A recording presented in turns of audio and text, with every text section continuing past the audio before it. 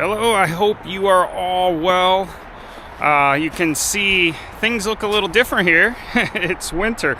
We haven't gotten a lot of snow over the past number of years, but maybe like many of you, we got dumped on, and I haven't been back to the woodlot here for a number of days. But boy, the orders came in. I had last Friday, it was a Friday evening, I got 3 orders. And then Saturday there were 7, and it was all pre-storm because the storm hit on Sunday, and they were just, hey, I don't want to get caught if we lose power, I want to have heat. And then even since, I'm continuing to get orders. So I've got to load 1/3 cord, make that delivery here, and I'm gonna get to it. Here it is, January, right at the end of January, and I've obliterated my monthly sales, all-time sales record. This storm really brought it out. You can see here, there's a crust on top of the snow here. That's been part of the problem, getting it removed, but things are buried. It was really nice. The farm owner, he's plowed this out. I don't know if I can get the splitter out. I'd love to split and create some space here and just get going on that. I appreciate the comments. A lot of you, or a few of you have been making some comments, and just, again, I'm learning all the time, and try to take that to heart and get better at producing and drying. One of you mentioned a firewood kiln. I would love that, like a solar kiln, and we'll just see what happens as we go along here. So I'm gonna put this wood in my trailer and then go make that delivery.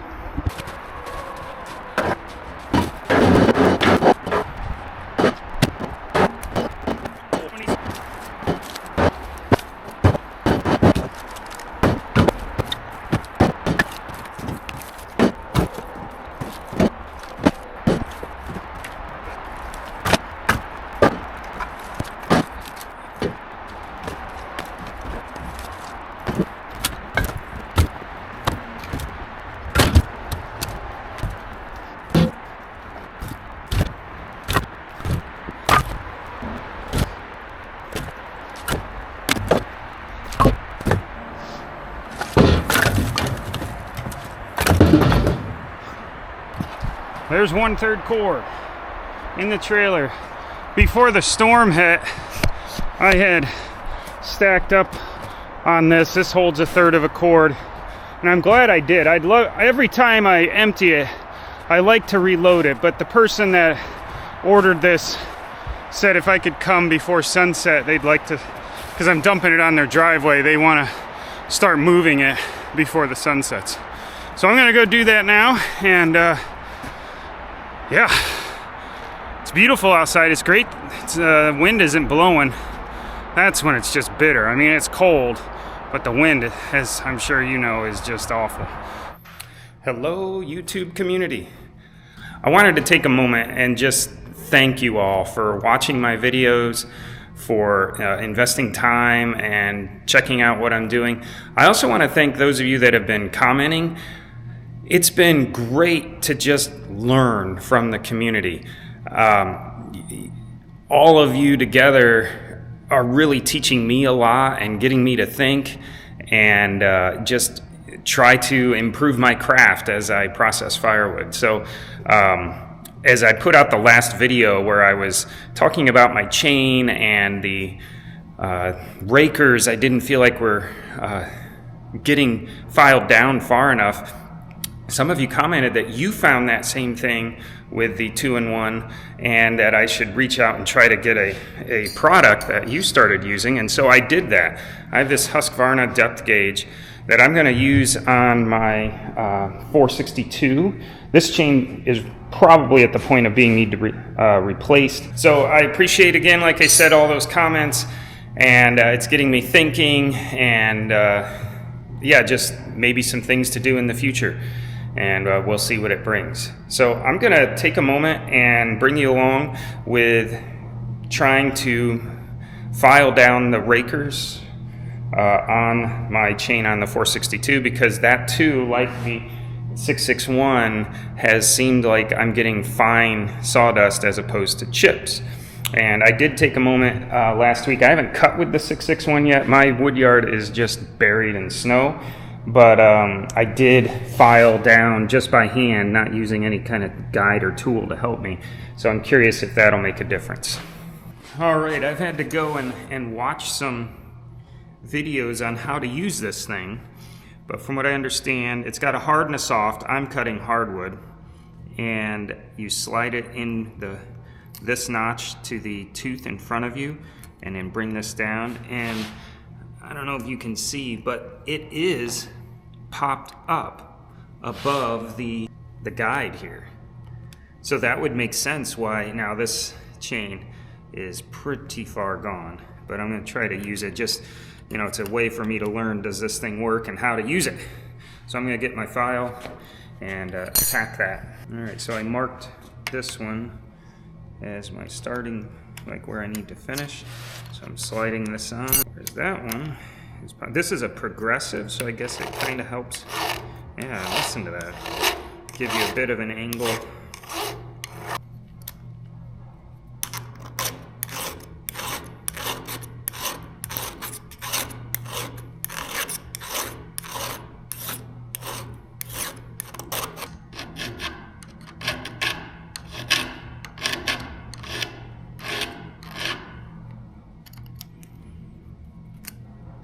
Yeah, look at that. I'm just down to a nub there.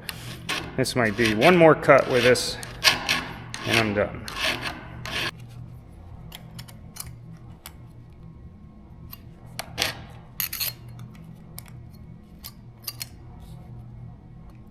Okay.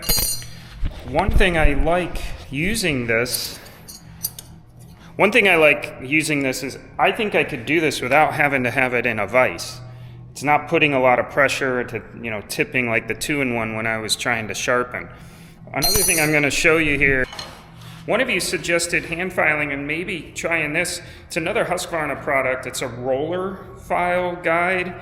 It does take a little getting used to. I'm still getting used to it as terms of like how to set it on the chain, but I'm going to take a moment on the 462 and just kind of try it out.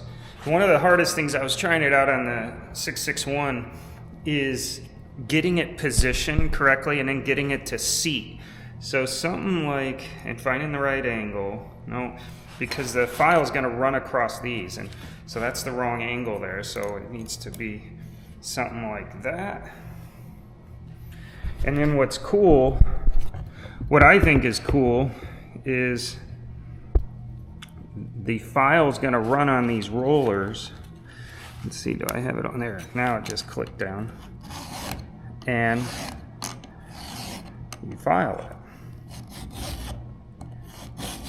So we'll see how this thing works compared to the 2-in-1. Maybe I'm making a mistake. If I am, and how I've got this set up, let me know, because I appreciate just learning how to do things. So like I said, I am liking that I don't have to have it in the vise. I can do it right here on a tabletop with relative ease. This has on it one of those guides. I haven't started to figure out how to do it and use it to take down the rakers, but it's similar to what I just had. I'm kind of using it as a handle there. So, thanks for coming along. Thanks for these tips. I look forward to hearing more of what you got to say and see if it will work into my wheelhouse. It's brutally cold today. It's about 10-ish degrees, and the wind is so strong, it's like feeling wind chill about minus 15. It feels like coming up on 3 weeks where we haven't gotten above freezing really. And for this area, that's intense. So I might grab the 462 and just run it a little bit to see how it cuts. Because that one too, after you cut a little while, then those rakers, I think, aren't letting the cutters dig deep enough to really get some cut the log well. And so I'm going to get that out just for a few seconds or a few minutes. Well, I've got the 462 warming up. I didn't get fully geared up. It's just too cold. I don't expect to cut real long. But just to test it, see how the Husqvarna progressive raker guide and the roller file, just, you know, how if they make a difference. I imagine they do. I'm coming down here to some ash logs, and I'll just trim a little bit off the end.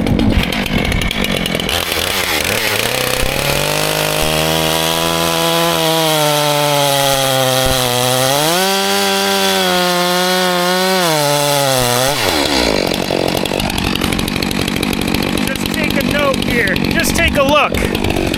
Look at those chips. I wasn't getting that before. I was getting more dust.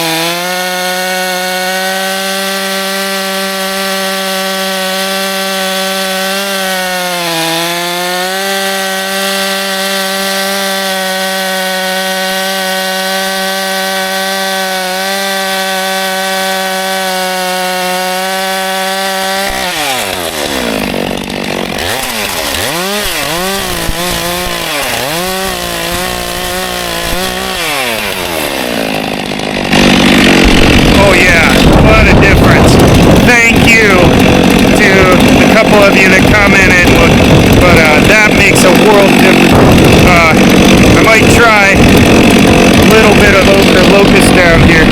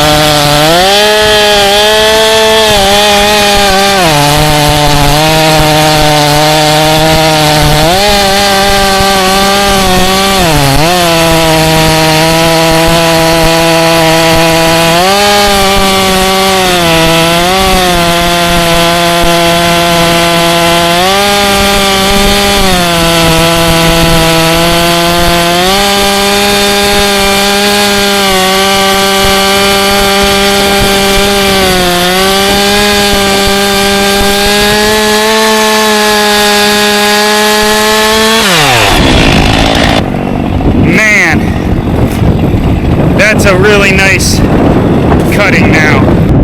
So I learned something, thank you. Got to take care of those rakers.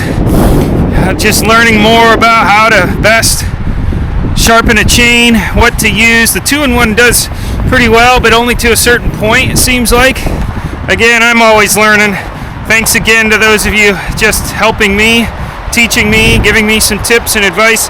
You know, and I'm thinking about everything you say and might be utilizing some of that into the future. So I hope you're all warm. Hope you're enjoying these, and I thank you for being a part of my journey. You all take care now. Bye-bye.